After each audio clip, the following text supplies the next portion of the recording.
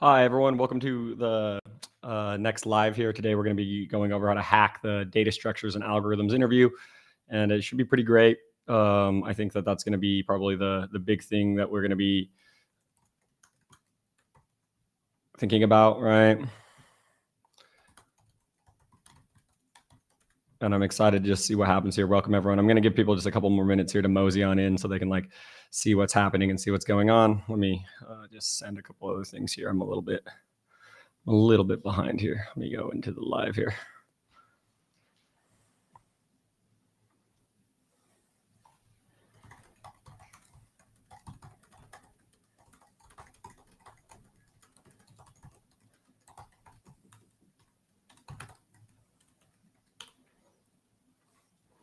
Welcome. How's everyone going? We're going to be talking about data structures and algorithms here.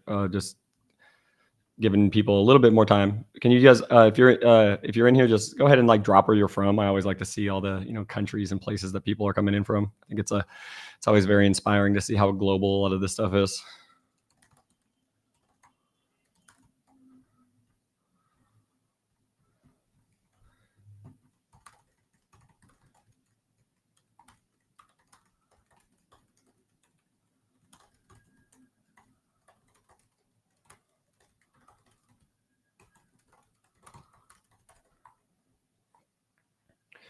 W, how's it going? Yeah, we're gonna start here in about 2 minutes, everyone. So yeah.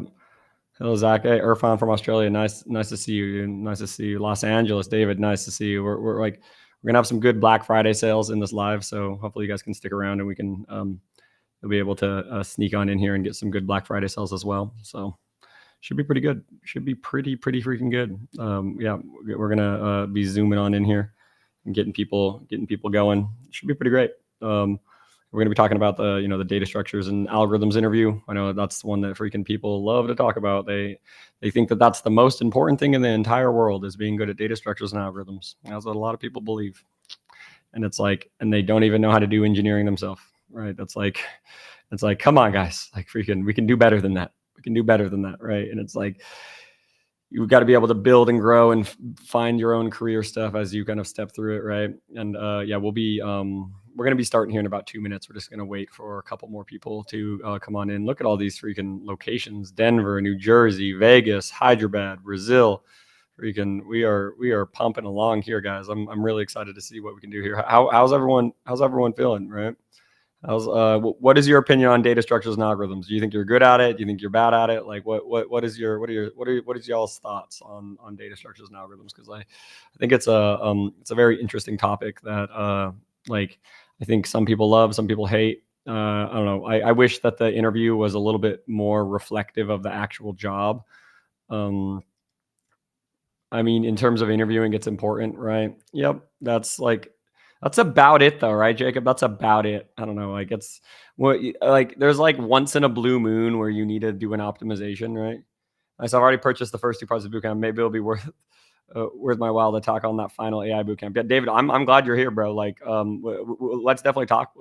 And we can see for sure. Like, there's gonna be some good updates, but like, I'm excited for you to join the January and February bootcamps. They're gonna be sick. They're gonna be so sick. The 2026 is gonna be so sick, guys. Like, we are really energizing here, and we are really pushing to like get some more people in to like really kind of change their lives and everything, right? And not try to like teach as many students, but like have a more narrow set of students so that we can give each student more individual attention.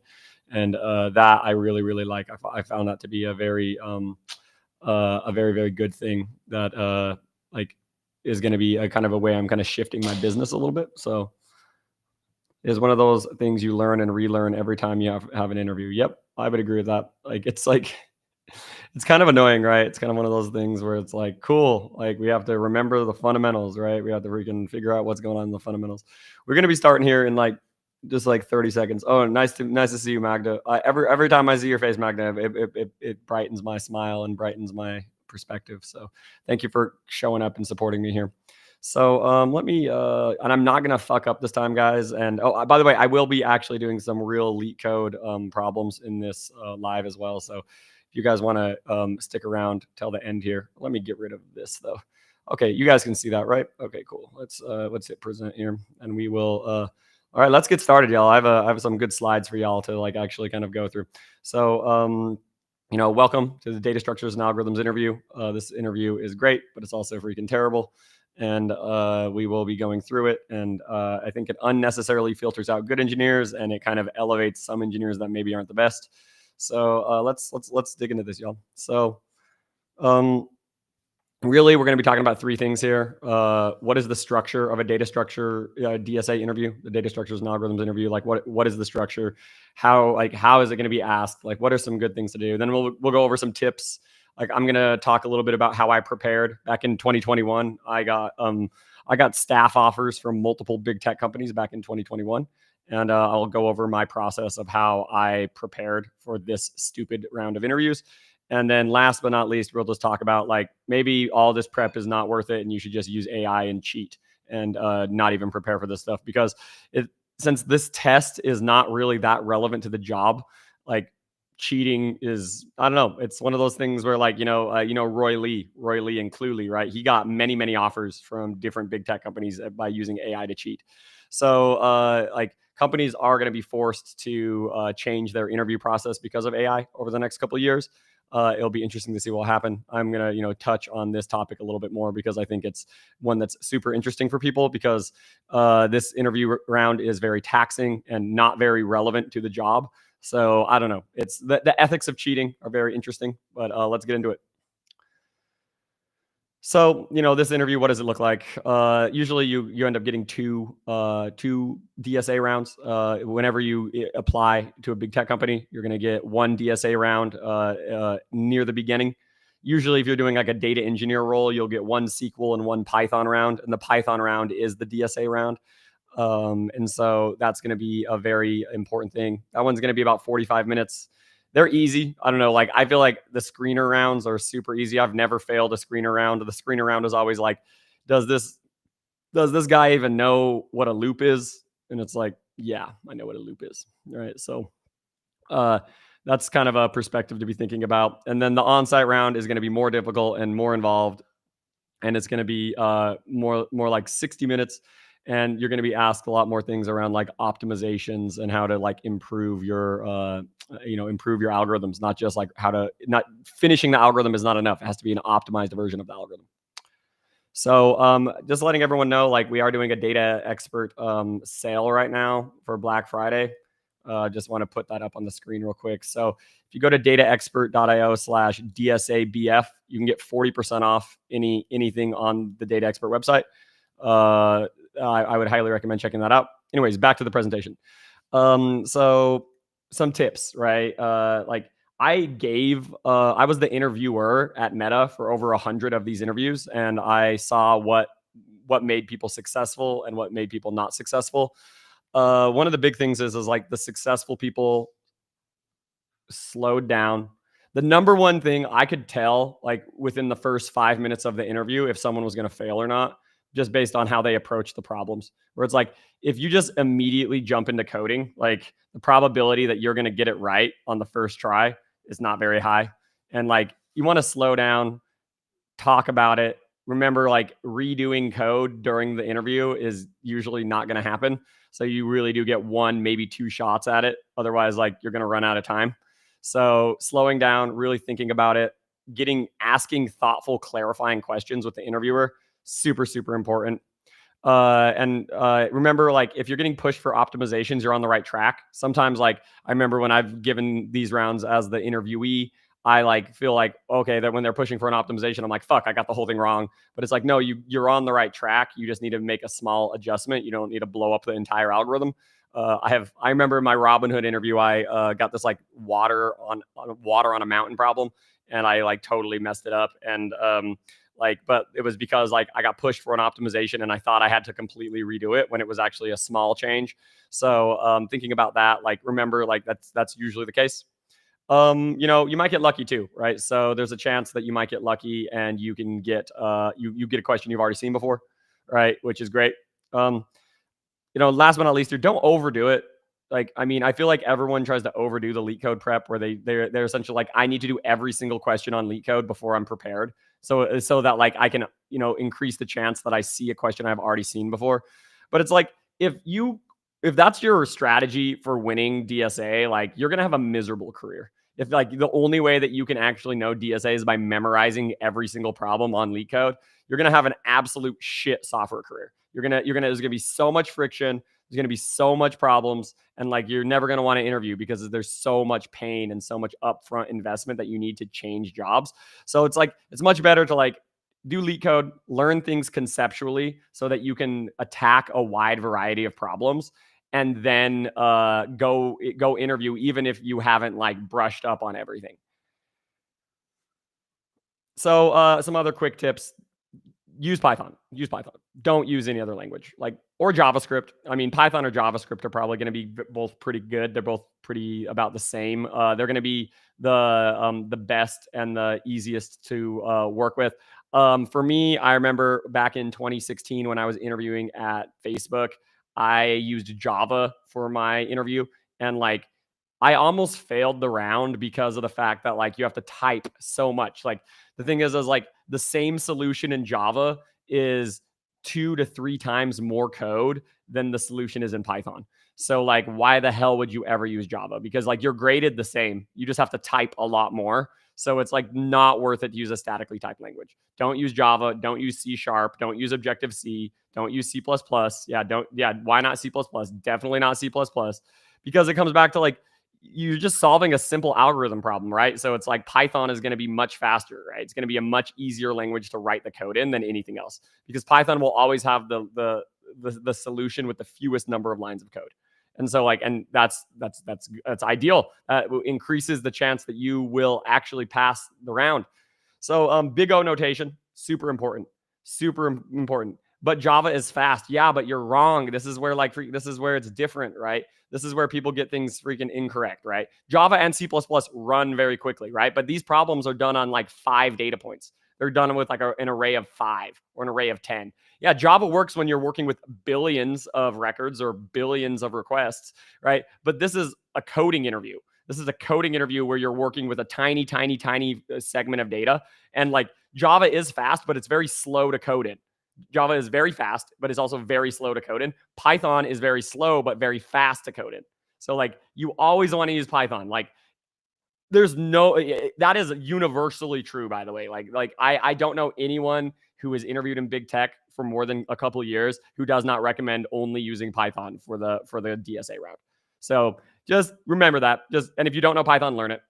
It's very easy to learn.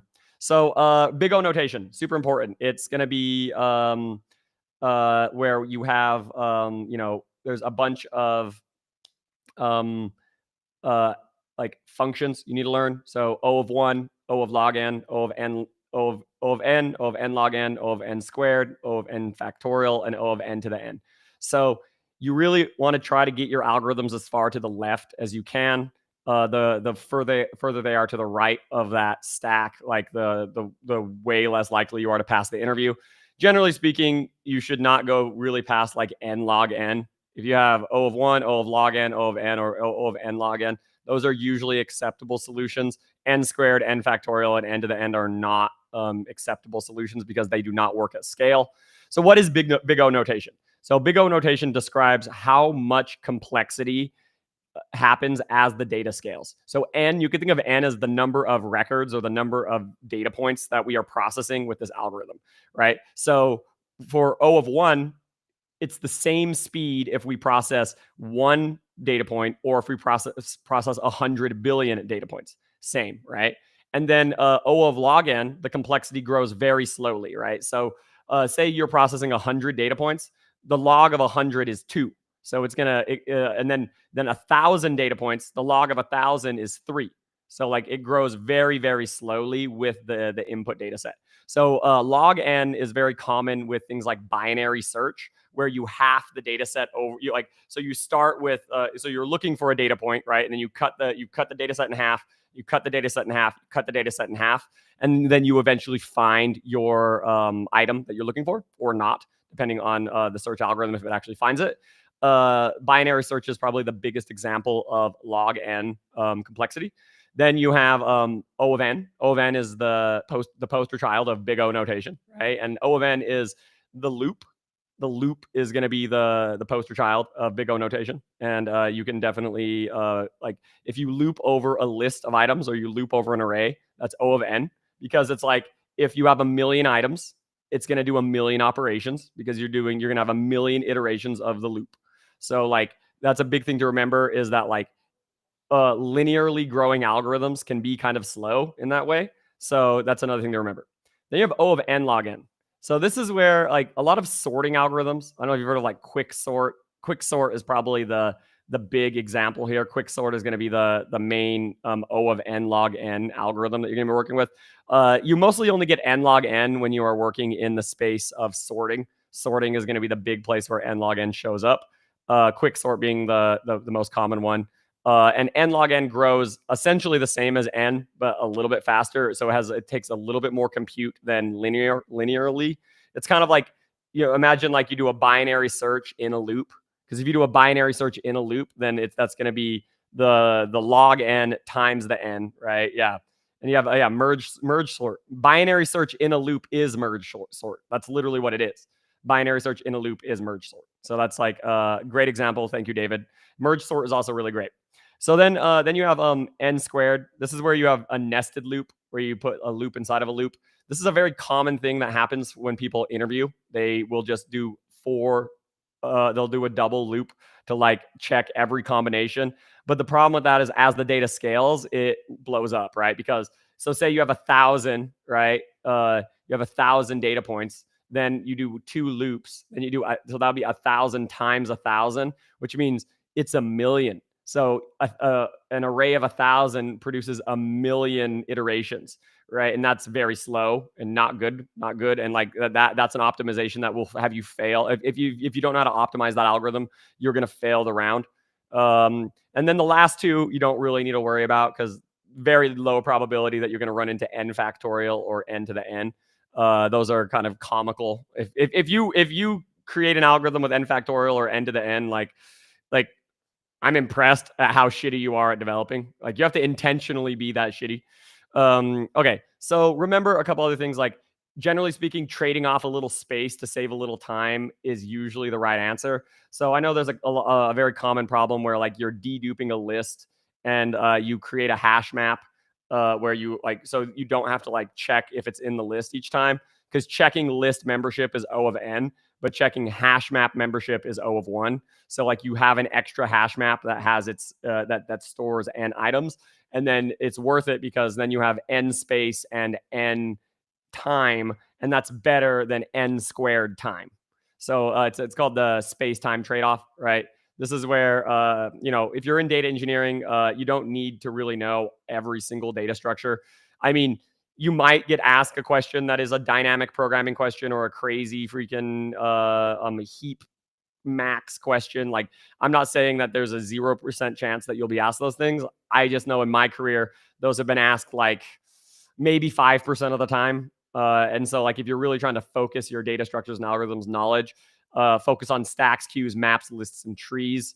If you know your way around those or those 5 data structures, you're going to do pretty well. Obviously, there's more data structures that you can work on, right? That's going to be the big thing to think about, right? Remember, sets are amazing. Sets are one of your best friends. Checking a set membership is really, really fast and really, really reasonable. So definitely remember checking out your set membership. So back in 2021 or December 2020, I was done with being unemployed, and like I wanted to actually freaking have a job again. So I was like, damn, my DSA skills are rusty. I did freaking like 30. I worked on I did like 2 problems a day for 2 weeks, and that felt like enough for me. And it honestly was. It ended up being enough for me because then, I went on to get offers from Google and Meta and Airbnb through this process. So remember, like, it's not like you don't want to grind LeetCode forever, because it's not like you can kind of like psych yourself out a little bit. You want to be prepared enough so that you can actually get through this stuff. Oh yeah, by the way, everyone, I have Black Friday sales going on right now. So if you go to dataexpert.io/DSABF, you can get 40% off anything on the Data Expert website, my subscription product with hundreds of hours of content, with way more content like this as well. If you want to learn more about data structures and algorithms, or if you want to learn more about like Iceberg or Spark or anything like that. So let's go to the next slide. Okay, what matters in the interview? Everyone knows getting the right answer matters, right? Because if you don't get the right answer, you're fucking cooked, right? You're cooked, right? But like, there's way more things to also talk about, right? Like communicating your thought process, because like, remember, like, it's not just about like, oh, I got the right answer, I passed the test, but it's also about like, hey, is this a good person to interview with? Is this a good person to work with, right? Are they someone who is good at conveying how they think, right? And it's like, and if you are better at conveying how you think, the interviewer is usually going to be more lenient with you, and maybe even will give you a little bit more hints to actually help you through the process. I know there's been people who have been right on the edge who ended up getting a job at Meta because they were good at communicating, even though they were kind of shit coders. 100%. Also know that like the speed at which you identify the right algorithm or the right way to do things is also super important. Also, the quality of code you write. Make sure you use good names. Don't call your variables X and Y and X1 and A or B. Like, actually have them have good names. Use like proper freaking clean code methodologies. Otherwise, like, what the hell are you doing? Like, you're just presenting that you're not a freaking great engineer. So the space-time trade-off, super important, especially in data engineering. Like, you always want to cache. You almost always want to cache values. So you can store, caching, storing pre-computed values in a map will cost you space but save you time. This is also true. There's a thing called memoization. Memoization is a way that like you can solve Fibonacci and a couple of the other kind of nasty recursive problems in a much faster way, because you're using a little bit more space to save a little bit of time, where you pass around the pre-computed values so that you don't have, like, you use more memory, but then the algorithm is way more efficient and way better. So like, just learning more about this stuff, about how to use hash maps and pre-computed values, like, just read up on this, ask ChatGPT about it. You will understand, like, okay, this is something that you could potentially work through as well. So remember, a lot of times your initial brute force solution will be nested loops. You will probably get an n-squared algorithm. I know there's been many search algorithms and stuff that I've written in my career that were n-squared. And then, is there a way that you can store pre-computed values using more space to cut down on that n-squared algorithm to make it O of n or n log n?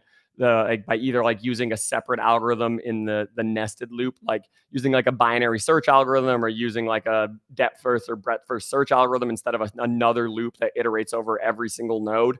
That's another very powerful way to do things. And remember, like, hash map lookups and set membership lookups are very cheap, right? They're O of 1.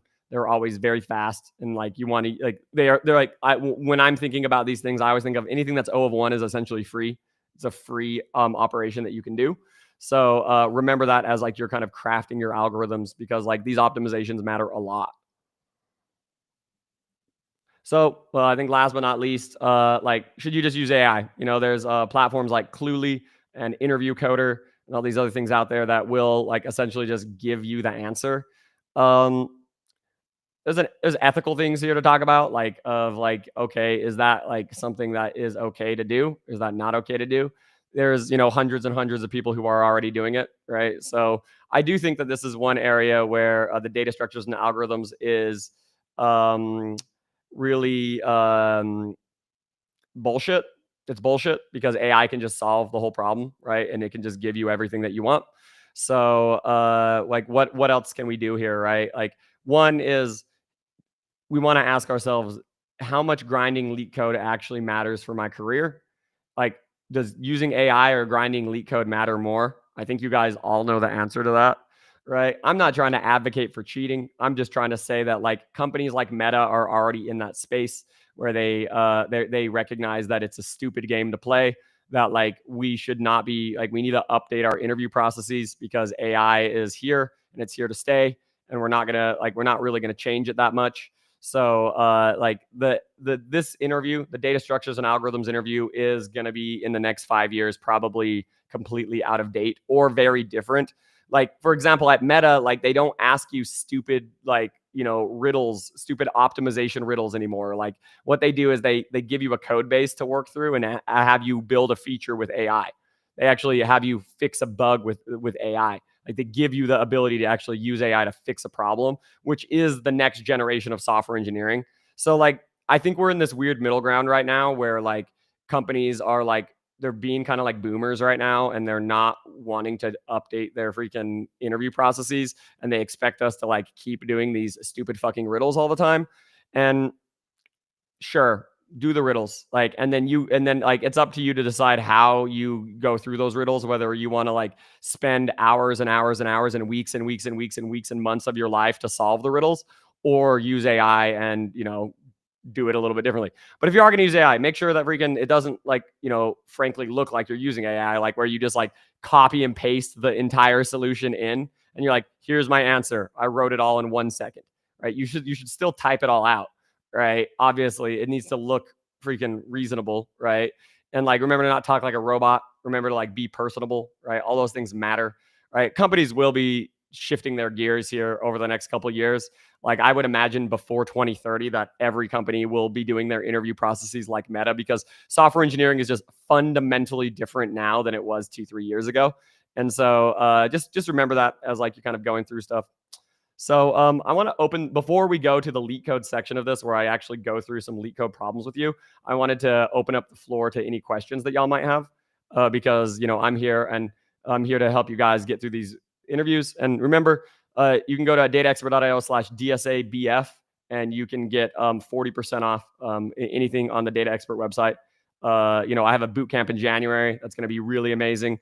And this is going to be the best deal that you can get all year on that. And January, February, March boot camps are all going to be really, really amazing. And then I'm going to be probably done with boot camps. So it's like pretty much my last kind of my last push of doing boot camps. So, but I'm here to answer any questions y'all might have for about another 5 to 10 minutes before we kind of break into the next segment of this lecture, right? Because it should be pretty great. I'm really excited to see where we can go with this. But yeah, because data structures and algorithms is definitely pretty freaking interesting, right? Wait till you find out about collisions. Yeah, I know hash collisions are incredibly rare, right? They're incredibly rare. Hash mapping and hashing is kind of made to make it so that like it's like 1 in a trillion or 1 in a quintillion chance, right? That like you actually have hash collisions. So like, I mean, yeah, you're right. It's like something that can happen, but it's not like it's really, there's a 0% chance it's going to happen in an interview. Like it'd be wild if you got a hash collision in an interview. That'd be so freaking nuts. Such bad luck, right? So definitely, like I would agree with that kind of stuff, right? How is DSA for ML roles? It's going to be a lot. Like the ML roles are going to be really difficult. ML roles are going to be just the same as software engineering roles. They aren't an easier bar for the most part. At least I've interviewed for some ML roles, and like you have to know the whole stack, right? Beyond just like stacks, queues, lists, freaking trees, and everything I was talking about earlier. You also need to know about like dynamic programming, breadth first search, depth first search, heaps, maps. Like not just like LeetCode easy and LeetCode medium, but also LeetCode hard, right?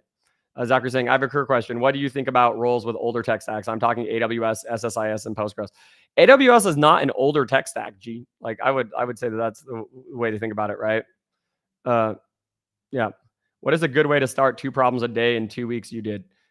Like just do it, man. Like set aside some time every week, right? Just it's like treat it like going to the gym, right? Like it's like start with easy, like build up to it, build up to like, more and more difficult questions, and then you'll get there, right? You'll definitely get there, right? Do you think that a master's in ML helps to get internships? Yeah, more education always helps you get further, right? Yeah. Any common patterns we should learn? Yeah, I mean, like divide and conquer, like binary search, like that's a great Chat GPT question. I'm not gonna like talk about all of that in this live because like you guys can use AI to learn this stuff, right? Is software engineering, data engineering, and artificial intelligence are all these fields merging into one? No, they're not, right? That's the way to think about it. Is this bootcamp about DSA with a focus on data? I'm never ever in a million years going to do a DSA bootcamp ever in my whole life. Like in my subscription product, I have a lot of videos on this stuff, but I will never teach this as a boot camp. Like, I just don't think it's like that's something that you guys should just learn through LeetCode and learn through suffering. I'm not gonna fucking teach you guys that stuff. 100% not. Like, are there specific data structure patterns that tend to come up more often in ML related interviews? Yeah, I would say like you're going to do a lot more like tensors. Have you heard of a tensor and a vector? So tensors and vectors and matrices are going to come up a lot more often in ML interviews than in like other kind of more standard interviews, right? What are some theories I should look into while I'm preparing for my interview this week for DE role? Just like data modeling, data architecture, Lambda versus Kappa. I don't know, man. Like I don't know what your interview is going to look like. Interviews are always different.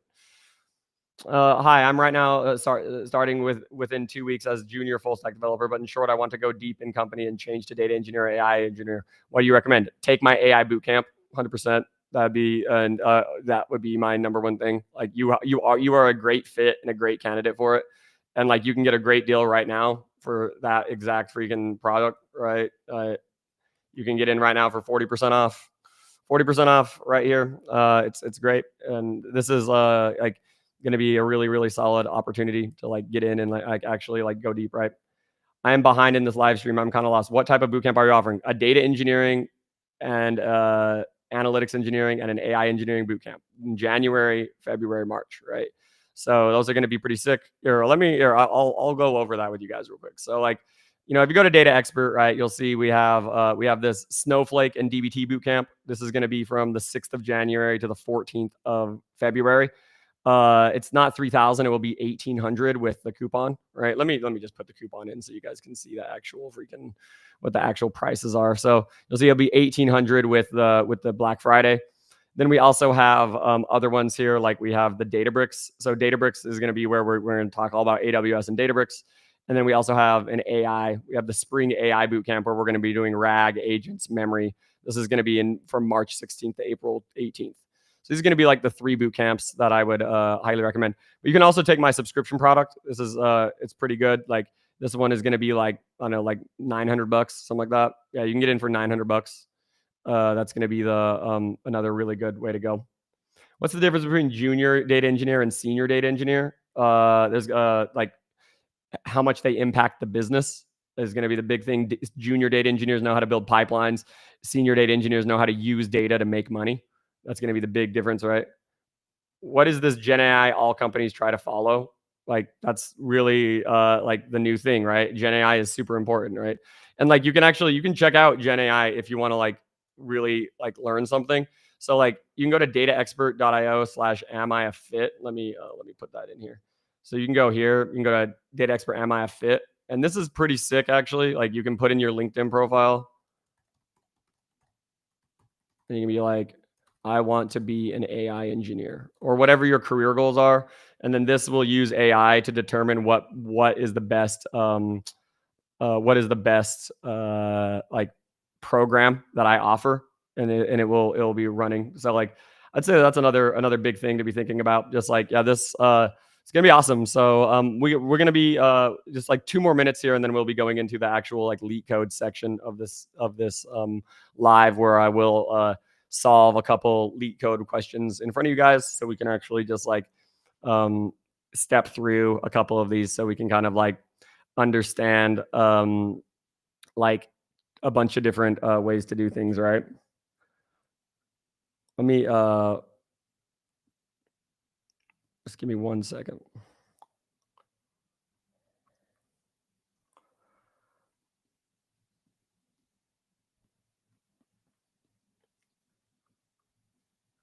Cool. All right. How do the senior data engineers use the data to generate or make money? Well, like the thing is like, yeah. So why are you talking about DSA? Because DSA is important for interviews. Carlos, like freaking, okay, just this is not a sales fucking live. I'm just freaking saying there's Black Friday going on right now, man. Like, and I'm like, if people are interested, they probably already know about my bootcamp and they're probably interested. So how do senior data engineers use the data to generate or make money? Well, like they make better decisions, right? Like for example, like when I worked at Airbnb, like I made better data to make better pricing decisions for Airbnb. And so that is going to be the big way to be thinking about it, right? So I would say that like that's going to be one of the things that you would want to be thinking about as like you go through this, right? Um, okay, cool. Well, let's go ahead and I'm gonna pop. Oh, look, there we go. Now this actually finished. So you see, it's saying the Spring AI Bootcamp is my best fit, right? And there's all these different challenges and things that I could potentially work on, right? But it gives you like this AI product's actually pretty sick. So let's go ahead and go to LeetCode. Okay, so here we go. You guys ready? You guys ready to hack some LeetCode? Because I know that y'all are interested to do this. This is like everyone likes to see me suffer, right? So hopefully, this is going to be the way to do it. So just gonna put this up here. Remember Black Friday, 40% off right there. So let's just like step through this problem. So we have Roman to integer. Roman numerals are represented by 7 different symbols. For example, 2 is written by this. 12 is written as XII, which is a simple X plus 2, right? And 27 is that, right? So X can be placed before L and C to make 40 or 90, right? Okay, so Roman numerals are usually written largest to smallest from left to right. However, the numeral for 4 is not that. Instead, the numeral for 4 is written IV because the 1 is before the 5, we subtract it. The same principle applies to the number 9, which can be IX, right? So what we want to be thinking about here, right, is we want to be going through this and like thinking about like how we can create the like we can go through each of the loops here. So we kind of like know what we want to do here a little bit, right? Is we want to like kind of look at these values and then we can kind of see what's happening, right? So let's create a dictionary real quick, right? That's going to be the first thing. Remember, always create a hash map. So we're going to call this numeral to value dict, right? And this is going to have like what we have an I, which is a 1.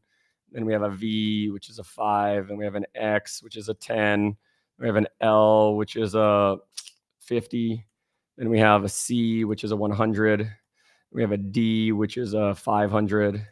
And we have an M, which is 1,000, right? So like naively, right, we could think of this as like, we could say like score equals 0. We can say for letter in S, right? We can say, so S, this letter has to be in this list, right? It says that there's a constraint down here that it has to be in this list. So what we can say here is we can say score plus equals, and then we can say numeral to value dict at S. And then we just say return score.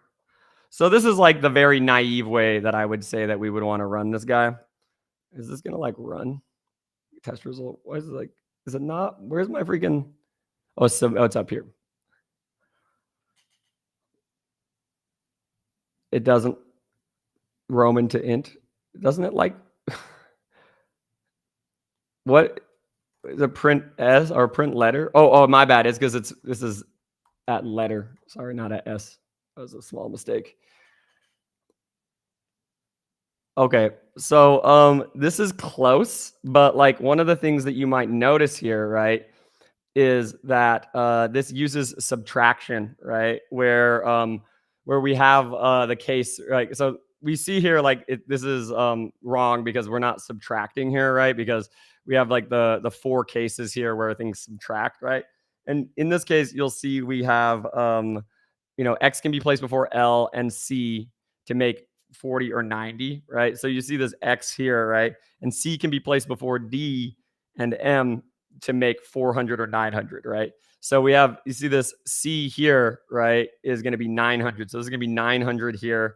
So we're going to, and this M here is going to be 1,000. So this should be 1,000.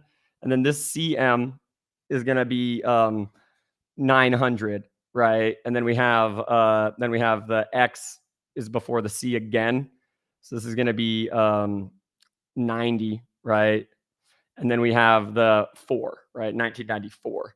So the thing here though is we don't know, like you see how I have the C here? We need to make sure that like it comes before and that like we kind of have like that running total, right? Because if we come across a letter that was before, Okay, let me step back here, right? Because we understand like what's going on here, and we know that like this CM, right, is going to be a subtraction. So we need to like understand what the right approach here is. So let's think about this just for one quick second, because if we see that there's another letter after it that is bigger, right? Then so I think what we want to do here is actually we want to create like an array so that we can then easily do a comparison.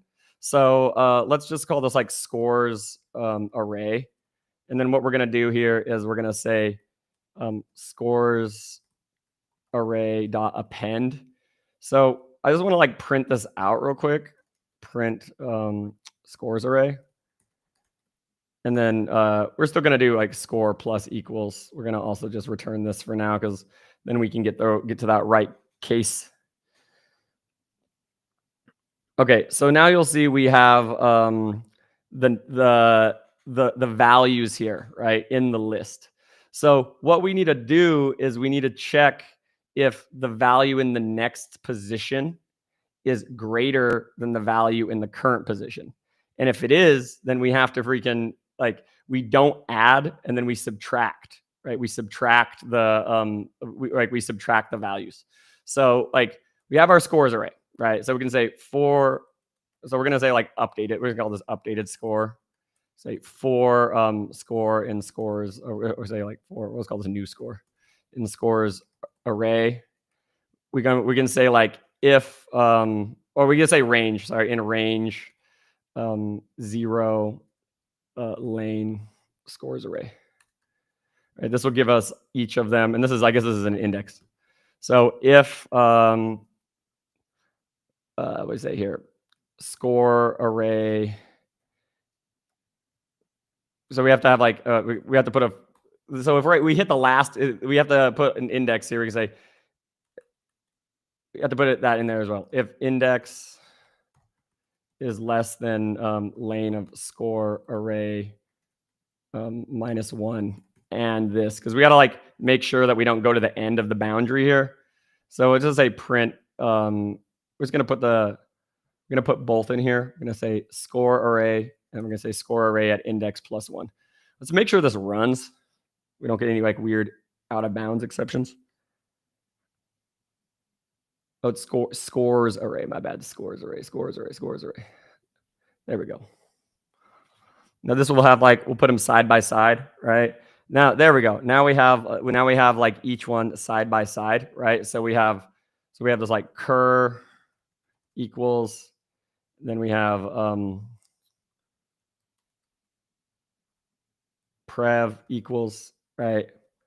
So we know like what we can do here, right, is we can just say like if cur is less than prev, then we just say score at index is equal to -1 times score at index, because we just flip it negative, right?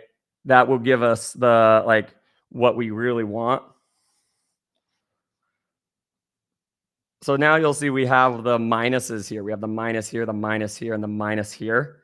So then all we got to do is we just sum them up then, right? So what we do is we're going to loop like probably one more time here, and then like we'll be there. So we're going to say for score in or for final score. Actually, wait, we can do this and we can just do it in this array here, right? So then what we do is we just say updated score plus equals scores array at index, right? And then we just return updated score. And that should give us what we want. And there's probably a way we can do this. We can optimize this where we can convert on the fly.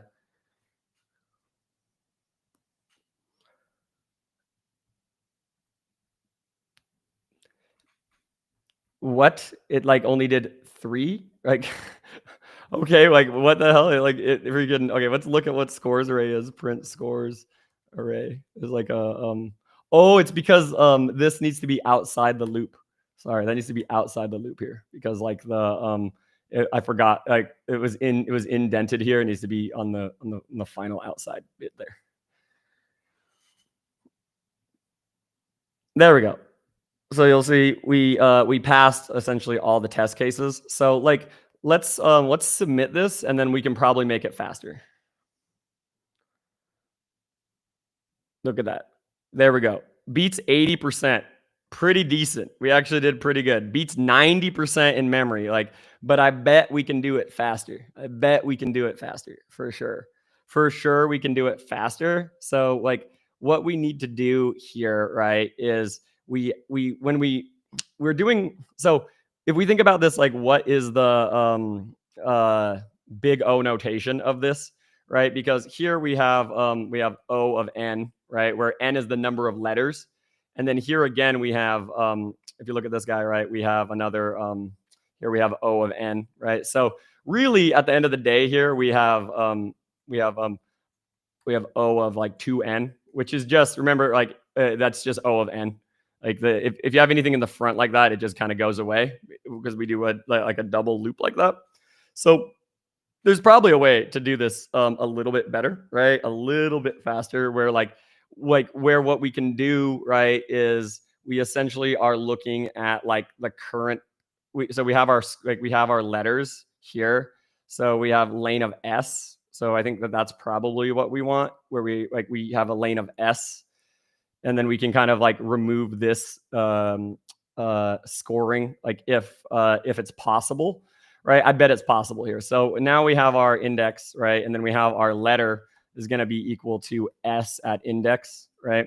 And then we have our next letter is equal to S at index plus 1, right? But we need to put like a nice little if S at if index plus or index is less than lane of scores less of lane of S minus 1, else none, right? Because it has to be like it can't be the last number, right? So then what we can do is we can put in our numbers, right? So we can we have this lookup, right? We have this lookup here.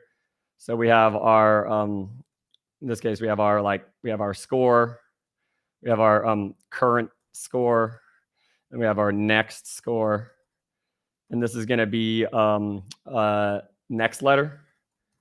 But remember, like we also again, this next letter could be none, right?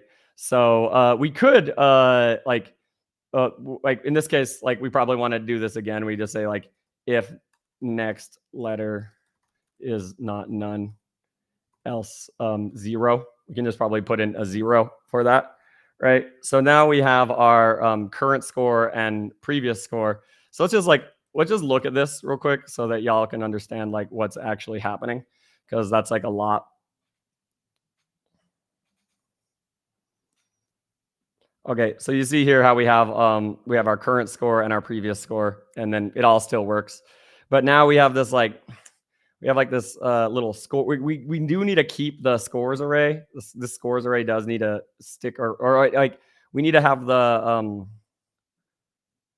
oh yeah, because we have this scores array here that we update, but we can instead we can just so now we can get rid of this, and we need to like think about how we work with this guy, right? Because now that we don't have the scores array is no longer valuable. So what we want to do here is we want to say if current score is less than next score, right, then this is where we have to essentially add in, like we have to append the right value here, right? So if current score is less than next score, then what we need to do is we just need to say updated score plus minus, and we have to put the -1 times here, and then we just put else, right, updated score plus equals oh, this is current score, and then this is just plus equals current score. So I think that this is going to be dramatically faster now. This should be like we don't even have this. Actually, see how we don't even use the scores array? We don't even use the scores array, right? So I think this is probably as fast as this bad boy can go. Let's make sure it actually works. Okay, see, it works. It works great. And let's get rid of that print, so it's like super speedy. So we can go ahead and let's run this bad boy. Beats 15%. What? Okay, why is that happening? Like, okay, so there's probably like you see how like the previous example was using more memory, and it like even though like this is fewer lines of code, like why is this slower? I think that it's like probably like I don't believe this. I think that this is like actually wrong. Like that like it just took 11 milliseconds. I bet if I hit submit again, it's gonna give me like a different number. It just doesn't seem right. See, now it's 27%. Like, and see, now this beats 98%, right? Look at that. Freaking, I use like a very, very, very tiny amount of memory. And this guy is going to be faster, right? Like, honestly, like this, like, that's one of the things that I don't like about LeetCode is like, if I hit submit again, I'm going to get a freaking completely different set of like a completely different, like, see now 52% and 64%. Like what, right? So like you see how these numbers, like I didn't even change the code, I just resubmitted, so it's like is it even real? Like is it even real? Maybe, maybe not, right? But like this is going to be better overall in terms of, especially in terms of memory footprint. Like, so why is this potentially not what we want, right? So one of the reasons why that this might actually be more memory, right, is because of the or slower on runtime, is because we have a lot more of these if statements. We have a few more comparisons that we're trying to do here. Whereas like before we just did a loop and then we did it again, and then this stuff was not as, you know, we don't have like the edge cases here of all these if, like the, you know, the n+1 errors that we have to handle because we don't have the array. So like I would say that this was like, I would still like, even though like LeetCode is being super dumb in terms of how it's grading it, I think this is going to be the probably the better solution. There is probably a better way to do this, like in terms of like, because this next score is pretty interesting, because like I bet there's a way we can remove this if statement, right? So the way we can remove actually we can remove both of these if statements, because what you can do, right, is you iterate just to the very last value. So then you just remove this guy, right? And then you remove this guy, and then like, because then you just, whatever the very last because this should still run now, right? This runs, it's going to be wrong, but like it actually still runs, right? Okay, yeah, it runs, but like then what you have to do is for the very last value, you just say like updated score plus equals, and then you do one last lookup, right? You do this guy at and then you say s at -1, right? So you just do like at the very last value, and then that will give us like, this is like, now we have no like freaking if blocks. We have freaking the only if block that we have to do is like the actual business logic. And so this guy should be good. Okay, so this guy runs, and let's see, does the submit, is it faster? Please be faster. Oh, look at that. The 99.83%, bro. Freaking all these guys using arrays like a bunch of freaking plebs when you can do 99.83%. And this only takes 4 milliseconds. Like, I don't know. Like, I think this is as optimized as this bad boy can get for the most part. Like, you're not gonna get much better than this. So yeah, there you go. I wanted to go ahead and open up to any questions that y'all might have, because obviously that was a lot of freaking you know, a lot of conversation there. These rankings are so bugged. All you need is enough desync and your score gets killed, right? Yeah, right. That's like, but you can see how like people will push you. They will push you for optimizations, and they will push you for freaking things that are going to be better, right? And like definitely like we're going to cover a lot of the stuff in like how to be a better interviewer and how to do all these things, right? Why not just map out the character combinations with two characters than the single characters? Well, I think the reason for that is like you have to do both, right? You have to do the single character and the two characters, and then you have to like, you could do it that way too, where you map them all out and then like you look at all the combinations. That's probably a little bit better, right? All right. Zach's expression when the code is more optimal, right? Amazing, right? And so, anyways, everyone, like, remember, like, if you are interested, I would highly recommend checking out like my subscription product or the January bootcamp. January bootcamp, we're covering Snowflake, DBT, BigQuery. It's going to be freaking sick.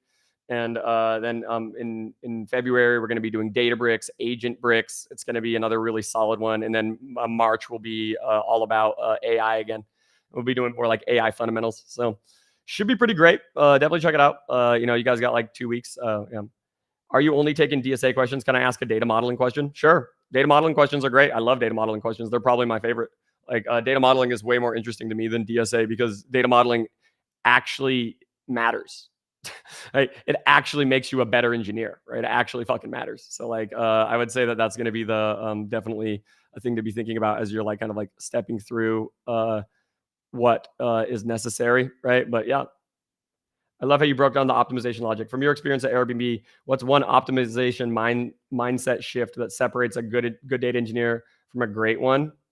Okay, well, that's a good question. Like, I mean, there's a bunch of things here. Like, one is like really asking a lot of questions. Don't build your pipeline first. Like, really talk with all the stakeholders. Like, at the end of the day, like the more and more that you talk with stakeholders before you start data modeling and all that stuff, that is going to be better, right? And like, because you really want to understand everything, so that one, you capture all the important use cases, as well as like you might capture some interesting business context that will make the data sets more powerful. Like for example, like for me, I when I was at Airbnb, I had a lot of these conversations about availability, and I was like, I knew what I needed to do to optimize it, but I took an extra like month to just like talk with people to make sure that I got all the context, and it ended up shifting what we actually needed to do quite a bit. But then the impact was so much bigger because then we were able to consolidate and conform all of the availability data sets across the company. And so like if you like at the end of the day, like data engineering is way more of a business role than it is a technical one. And like if you can understand that, then you will be more successful earlier. So like that's probably my big one. You're saying, can you talk about issues that SCD2 with surrogate causes with backfills and how to fix it without using daily snapshot? You're gonna have to. Well, like I mean, SCD2 with surrogate. SCD2 with surrogate doesn't matter. It's just like, okay, you have the identifier, great. Well, like what can happen, right? Well, like with backfills, the main problem is like if you're doing SCD2, the problem is freaking like you can only backfill sequentially, right? You have to do yesterday, then today, then tomorrow, then the next day, then the next day, and that's very slow and very terrible, right? So like, how do you fix this problem? Well, like if you don't have daily snapshots and you fuck it up, you need some sort of source of truth, right? You have to have some sort of source of truth to go back to, and that's either going to be change data capture. So you have to use either change data capture or daily snapshots. You have to pick. If you fuck up SCD type 2 and with surrogate keys and you don't have the upstream data, there's nothing you can do, right? You're done. You're cooked, right? So like you have to like if because the source data has to exist, right? And so daily snapshots is the number one way. That's how big tech does it. That's how big tech does it all the time. They just store daily snapshots all the time. So like how to do it without daily snapshots, like the only other way that you can do it without daily snapshots is with change data capture. So have you heard of a thing called Debezium? Debezium is probably the number one strategy there. Here, I'll spell that out for you guys so you guys are going to check it out, right? Right. Debezium or Snowflake time travel. Well, not necessarily. Snowflake time travel will work, but like if everything is out of retention, like then even then that's still like potentially not going to work, right? But yeah, it for the most part, you're right that that's going to be another way to back things up, right? But like if you don't have the source data, like you're gone, right? Okay, so quick follow up to the career question. I posted AWS is modern, but would you go for Snowflake DBT to SSIS Postgres for a small pay bump, or would that cost marketability? I would 1,000,000% do that. SSIS is dying, bro. Like definitely Snowflake and DBT is the future. Like it's a small pay bump right now, but it will be a long-term pay bump in the future. Like, oh wait, are we going from Snowflake to Postgres? Oh wait, I got it wrong. So if you're flipping Snowflake to Postgres, I don't know, man. Like that's probably not worth it. Like, could you find? I would keep interviewing. Sorry, like I got that flipped around. Like, so if you're going to SSIS and Postgres for a small pay bump, that's probably a dead roll. That's probably a dead roll that you probably like may consider not doing. Right? Totally. That sequential backfill is pain is real. Curious how you found any scalable workaround like leveraging partitioned reprocessing or delta based updates instead of full sequential runs. Yeah, that's change data capture (CDC), right? And we literally are covering change data capture in the bootcamp. So like here, let me go over that with you guys. Like we have change data. Change data capture is like literally in the winter bootcamp here. So like if you see our curricula here, we actually have like change data capture and analytical patterns. So this is where we cover all of those things, like how to recover from like slow, breaking, slowly changing dimensions, and how to build a journal, how to all to do those things. Yeah, Zachary, like hit me up in the DMs if you're interested in joining this bootcamp. I'm telling you, bro, it's a good spot. So is it a good idea to always have a daily snapshot? And if the daily snapshot is too large for compute, then use the SCD version for compute performance? Yes, exactly. That's why my whole point, like in my, I did a blog recently. I don't know if you guys saw the blog of like SCD2 considered harmful. This is a great blog that talks all about this exact topic, about like why, like, if you're going to rely on daily snapshots at the end of the day, like why even do SCD2? Right. The only reason is to get a slight performance boost in compute.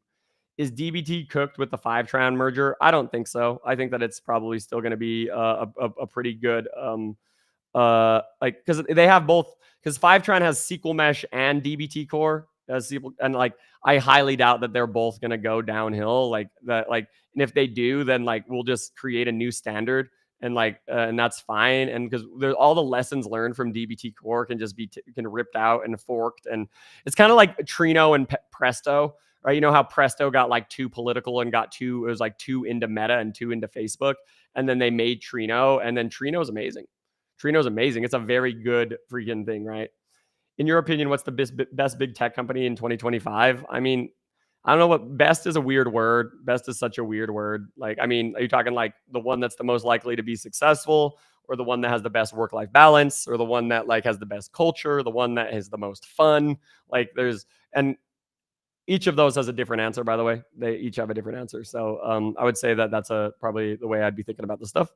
But anyways, thank you guys so much. I really appreciate the stream today. Hope you guys learned something, and I'll catch you guys later. I'm going to be doing a lot of streams over the next bit here, so hopefully you guys can catch me a little bit more as we kind of learn more about like the future and where things are going. So